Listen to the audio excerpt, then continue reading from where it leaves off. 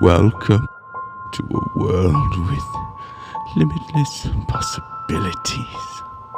A world where pain and suffering are matched only by the sounds of those who endure it.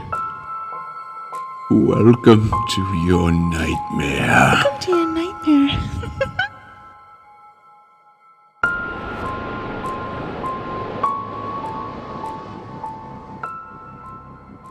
Hello everyone and welcome back to Nightmare. Before we get into tonight's stories, I would like to ask that if you're enjoying what you're hearing and the stories I'm producing for you, that you please rate and review us on Apple Podcasts or Spotify, and like and follow us on Facebook and Instagram. I have two stories for you tonight. First of which is a story called The Night Shift Listing, written by BCZH STFU on Reddit No Sleep. The listing on the Craigslist said, night shift caretaker needed, no experience required. $600 a week, flexible hours. I was 53 years old, 2 months out of a marriage and living in a motel that charged by the week. I wasn't in a position to be picky. His name was Daniel. He called instead of emailing, which I thought was either old-fashioned or a red flag.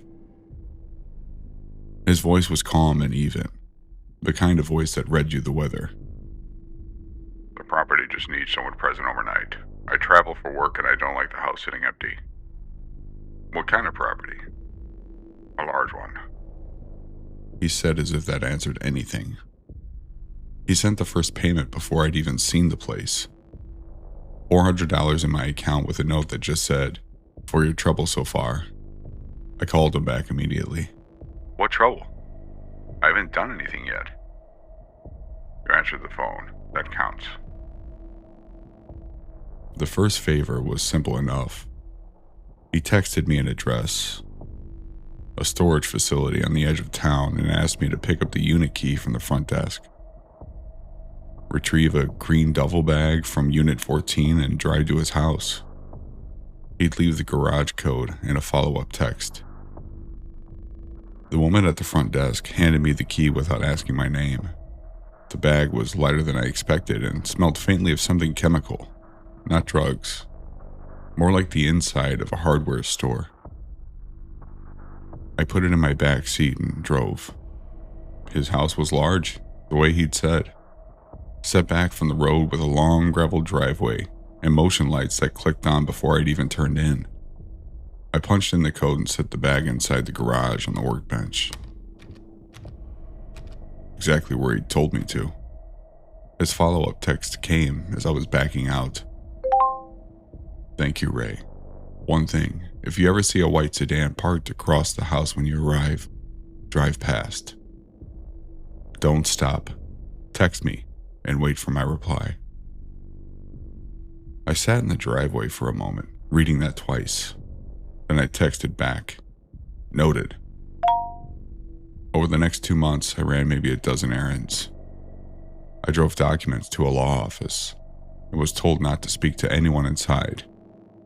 Just leave the envelope at the front desk. I picked up a spare car, a nondescript gray Honda, from a parking garage downtown, and drove it to his garage, where it sat next to his other cars like it belonged there. Once, he asked me to meet a man named Terrence at a diner, sit with him for exactly 45 minutes, then leave without the envelope he'd brought on the table. Don't look at it, Daniel said when I asked what the envelope was. I wasn't going to, I said. I know, he said. I'm just telling you anyway. In total, by the time the overnight request came, I'd made close to $4,000. I hadn't asked where the money came from. I'm not sure I wanted to know. He texted me on a Thursday. I need you to spend Friday night at the house. I'll pay $900. There are instructions on the kitchen counter. I drove over that evening. The house was darker except for a lamp in the front room. I punched the door code, stepped inside, and found the instructions exactly where he said, held flat by a ceramic coffee mug. Welcome, Ray. Thank you for doing this. Rules for the night. 1. Lock the deadbolt when you come in. Lock it again when you go to sleep. 2. The phone in the study rings sometimes. Don't answer it. It will stop. 3. Don't open the blinds in the back bedroom. That room stays dark. 4. If someone knocks after 11 p.m., do not answer. Do not turn on any lights. Wait 15 minutes after the knocking stops before you move. 5. The man who does the exterior light checks the property around 2 a.m. He will shine a light through the front windows. This is normal. Do not be alarmed. 6. There is a radio in the hallway closet. Turn it off before you sleep. Leave it on AM static all night. Volume at 4. Do not turn it off. 7. If the motion light above the garage comes on between midnight and 3 a.m., go to the study, close the door, and stay there until it goes off. 8. Under no circumstances, open the door at the end of the basement stairs. You don't need to go down there. Help yourself to anything in the kitchen. There's a good blanket on the armchair. Good night.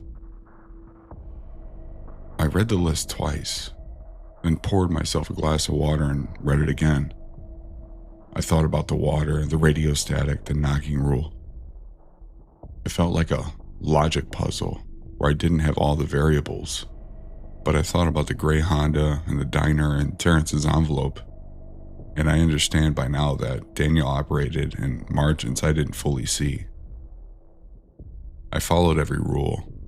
The phone in the study rang at 9:47 p.m. twice, then stopped. At 11:30, someone knocked at the front door. A pause. Daniel, it's Phil. Open up, man. I didn't move. I was sitting in the armchair in the dark. And I stayed sitting in the armchair in the dark, and I counted my own breaths until there was silence.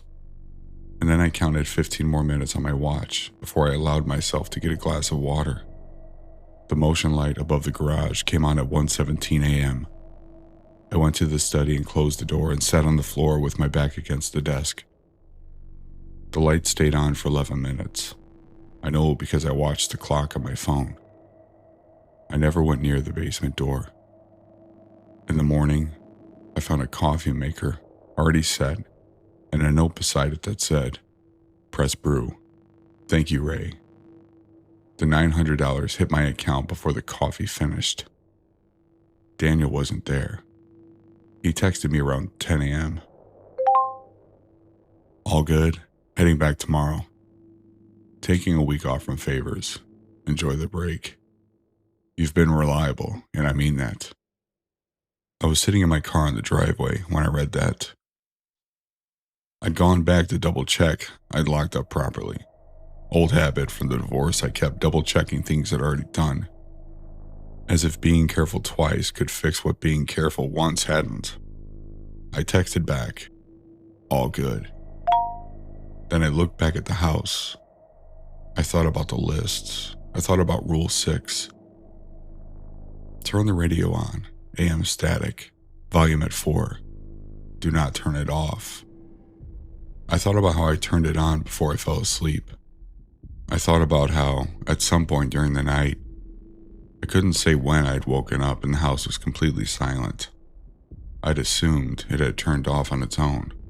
Old radio. I'd made a mental note and fallen back asleep. I sat with that for a moment. Then my phone buzzed. Unknown number. Did you sleep okay? I stared at it.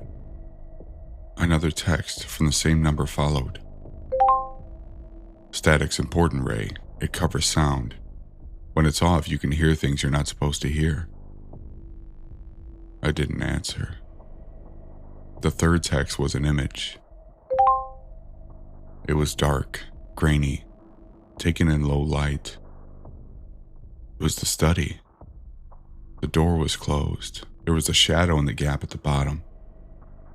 It wasn't my shadow. It had been on the floor with my back against the desk, on the other side of the room. The final text read, "Good thing you stayed put."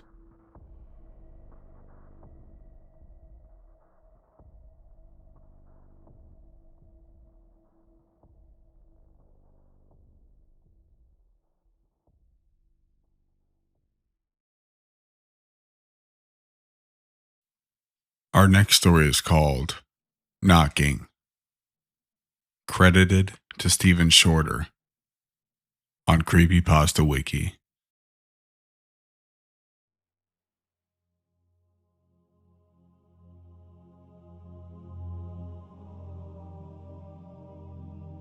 It started when I was 6 years old.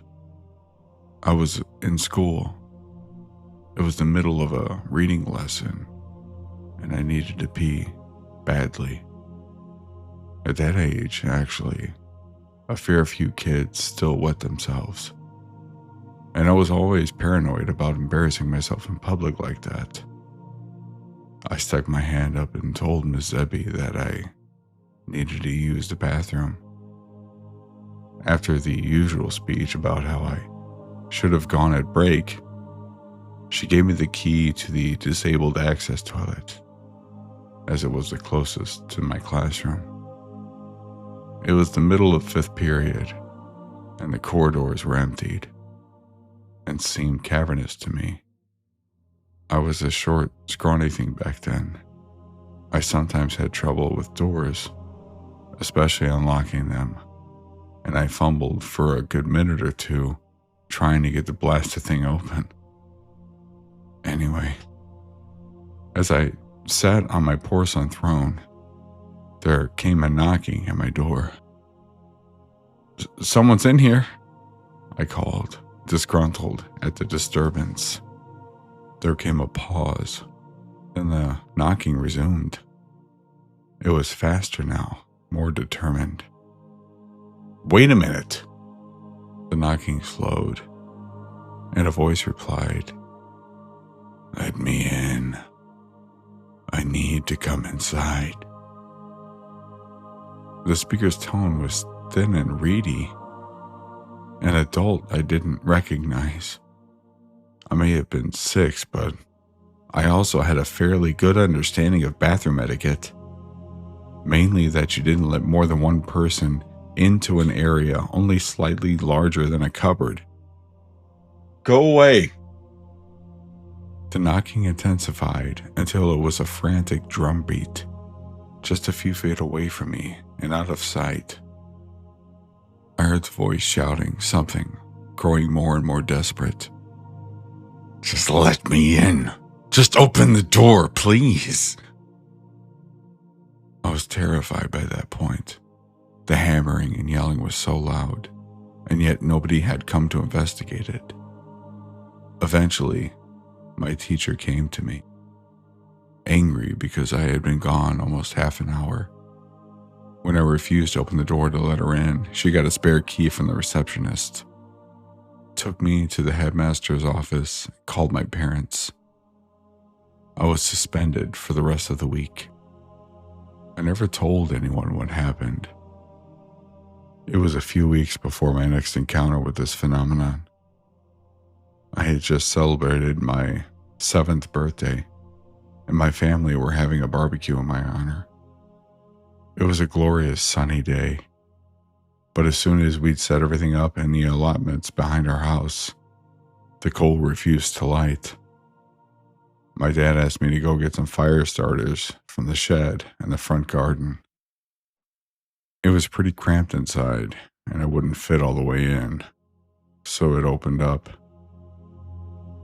It was pretty cramped inside, and I wouldn't fit in all the way, so I opened it up, stood up on my tippy toes to reach the shelf holding my objective, then shut the door.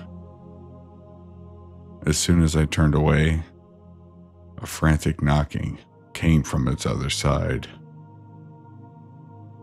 "Open up," I need to come through. The voice was not the one I had heard a month before. It was deeper, more brooding and angry.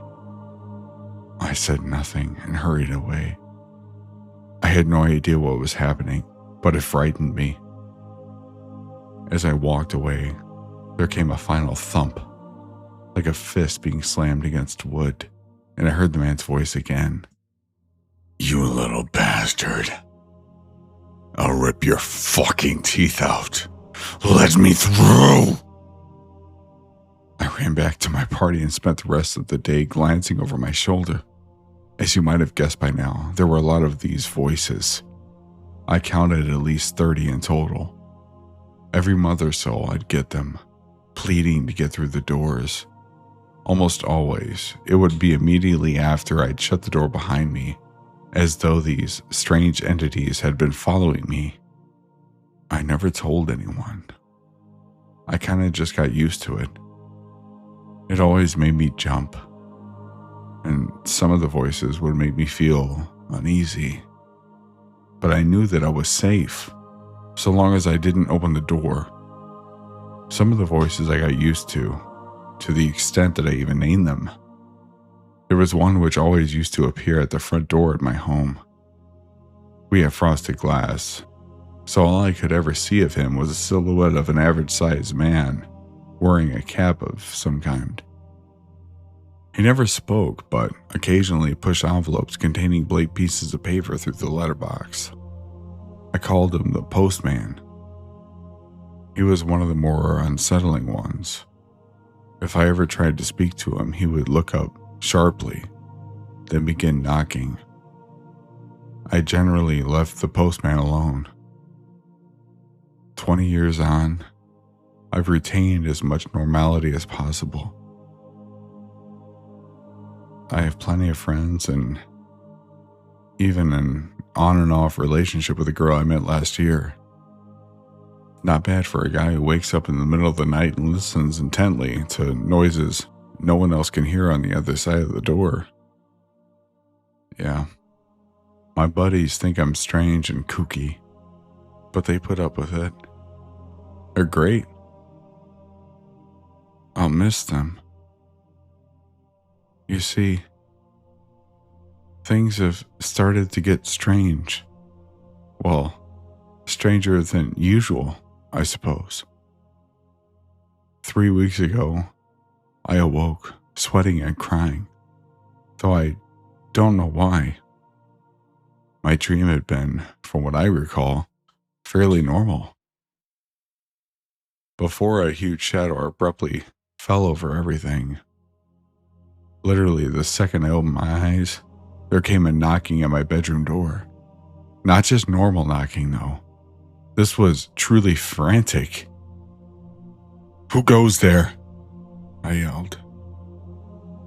"Please, help us," it replied. I was surprised. It was the sadistic, angry voice that I remembered from my father's shed on my 7th birthday. But this time, it seemed genuinely sincere. There was a pained tone to it too, as though the speaker was grievously wounded. I actually found myself pulling back the sheets to get up, but I hesitated. I had never before been tempted to open a door. I suppose as a child, I had the idea that whatever lay beyond was evil, so rigorously drummed into my head that it was just common sense. To be quite honest, I came very close to letting the thing into my room that morning, but I held out in the end. It got worse 2 days later. I was in my local corner shop. I'd just paid for a bottle of milk and a newspaper when a great force slammed against the shop door. Simultaneously, a voice began screaming a long, keening whine of pain.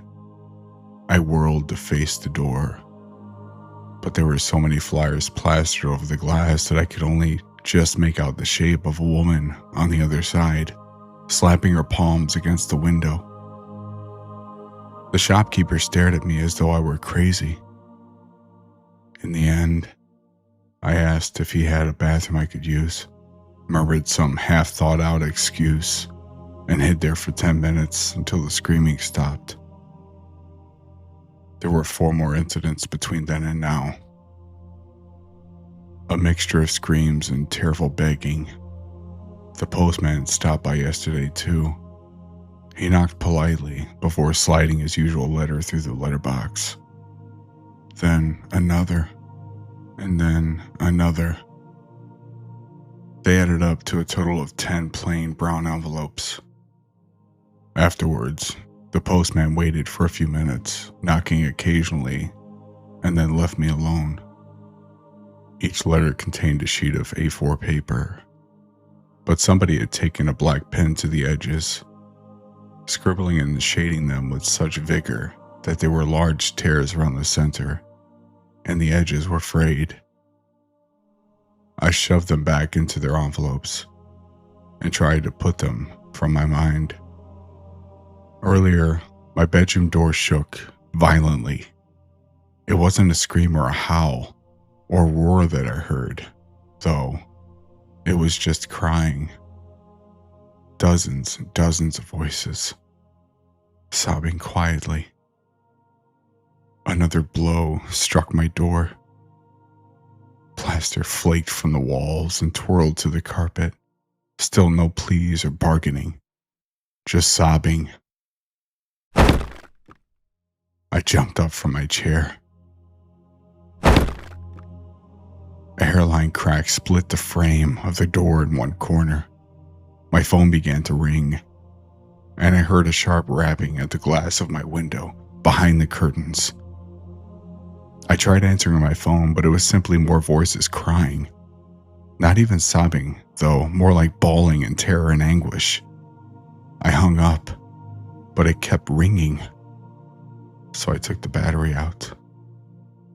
I shoved most of my furniture against the door and window. It's been almost 3 hours since the latest attempt at entry began. The battering has not abated, nor the crying. I'm fairly sure that my door won't hold up much longer. As for my mediocre barricade, it could be swept aside in 10 minutes. I find myself faced with a very real possibility of death.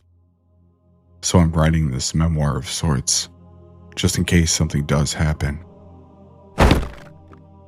What do they want? Do they even want to hurt me? They seemed fearless, even malicious before. What could have driven them to this? Maybe I should open the door? Maybe I should let them in. Silence fell. I realized that even the crying had ceased. For a whole minute I sat there. Then I got up and hurried to the door, eager to escape this claustrophobic situation. Perhaps I'd go outside, where I could be far away from any doors and from the damn knocking. I pulled away my barricade and turned the handle. Locked. Kneeling, I peered through the keyhole. Beyond the bedroom door was not the corridor that I remembered, but another room. Some kind of library or classroom, I think. It seemed unoccupied except for one kid, sitting and reading with his back to me. I banged on the door. "Hey, kid, let me out, okay?" He glanced over his shoulder. "Yeah, over there. Could you open the door, please?" "I can't. I'm in detention. I'm not supposed to talk to anyone. Go away." He turned from me, confused and exasperated. I began to stand up. A loud bang shattered the silence once more. I realized it sounded like a fist being pounded against glass. My window. I heard it again. But this was not the frantic knocking of somebody wanting to get inside. This wasn't even an attempt to break in. Whatever was beyond the curtain and glass knew I was inside. It knew I was frightened. In the most predatory and sadistic way possible. It wanted me to be afraid. I turned back to the door and began hammering on it frantically. Hey, let me in, okay? I really need you to open the door. That is all for this episode of Nightmare. I hope you all enjoyed the stories that I have narrated for you tonight, and I appreciate everyone listening in with me. If you have any story suggestions, please reach out to me at nightmarepod@gmail.com. And until next time, sleep well.